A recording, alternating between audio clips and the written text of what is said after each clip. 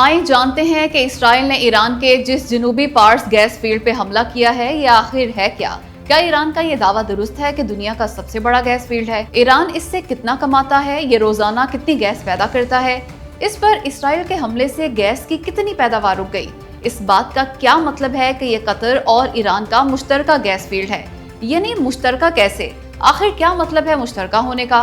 آئیے جانتے ہیں ان تمام سوالوں کے جواب۔ تو دوستو، اس میں کوئی شک نہیں کہ اگر قطر کے حصے کو بھی ملا لیں تو جنوبی پارس گیس فیلڈ دنیا کا سب سے بڑا گیس فیلڈ ہے۔ اصل میں یہ ایران اور قطر کے درمیان سمندری سرحد پر واقع ایک مشترکہ ذخیرہ ہے۔ اس کے مشترکہ ہونے کا مطلب یہ ہے کہ سمندر کے نیچے موجود گیس کا یہ ذخیرہ ایک ہی جغرافیائی ڈھانچہ ہے جو دونوں ملکوں یعنی ایران اور قطر کی حدود میں پھیلا ہوا ہے۔ آسان الفاظ میں یوں سمجھ لیں کہ یہ گیس کا وہ کنواں یا ذخیرہ ہے جس کا کچھ حصہ قطر اور کچھ ایران میں ہے۔ اصل میں اس کا کل رقبہ ہے 9700 مربع کلومیٹر۔ یہ 62% قطر کی سمندری حدود میں ہے۔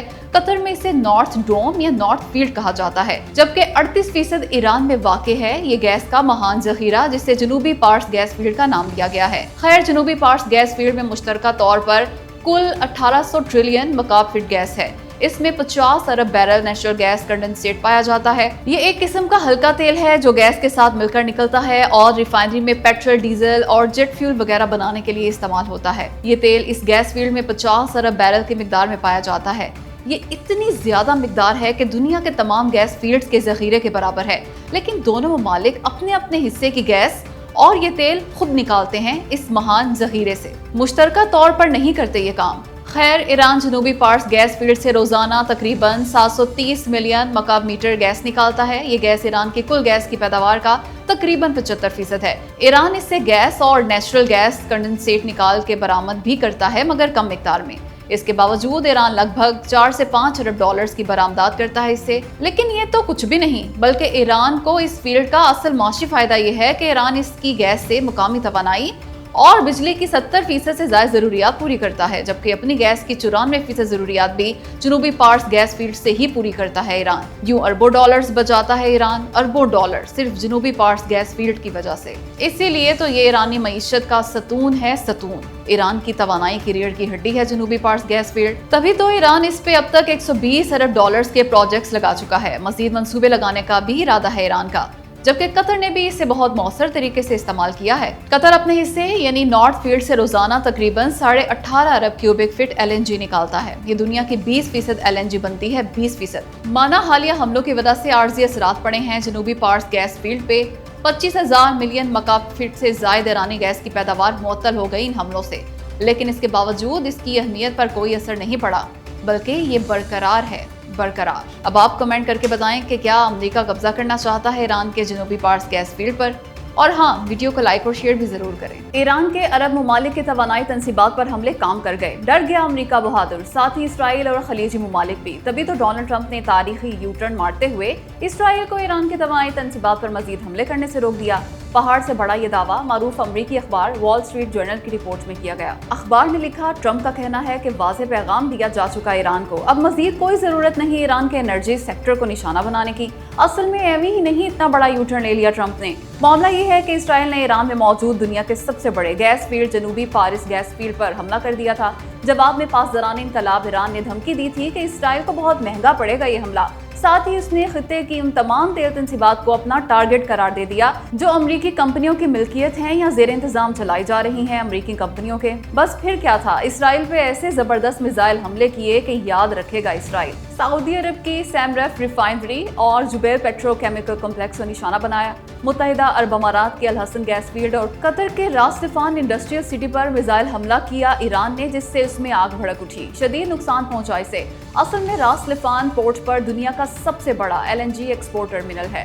حملے کے بعد یہاں سے LNG کی سپلائی مکمل طور پر رک گئی ہے۔ حیرت ہے بھائی، حیرت ہے۔ یقین کریں، کمال ہی کر دیا تمام اسلامی ممالک نے۔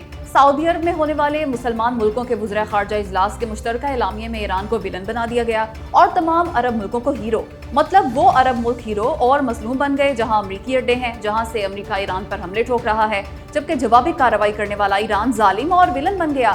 کیا کہنے، واہ، تالیاں، کیا زبردست منطق ہے۔ समझ नहीं आती आखिर ये लोग कैसे कर लेते हैं ये सब। जरा देखें तो कि आखिर कहा क्या गया इस एलामिया में। खित्ते पर ईरानी हमलों की पुरजोर मजम्मत करते हैं। ईरान खलीजी ममालिक के सिविल इंफ्रास्ट्रक्चर को टारगेट कर रहा है। ईरान एयरपोर्ट, तेल तनसीबात, सिफारत खानों और अवामी मकामात को निशाना बना रहा है। ये हमले हरगिज जायज नहीं। ईरान इंटरनेशनल कवानीन और हमसाया ममालिक का एहतराम करे और फौरन हमले रोके। अक़वाम मुत्तहिदा का आर्टिकल 51 खलीजी रियासतों को दिफा का हक देता है। ओ भाई, फिर यही आर्टिकल ईरान को भी तो दिफा का हक देता है ना।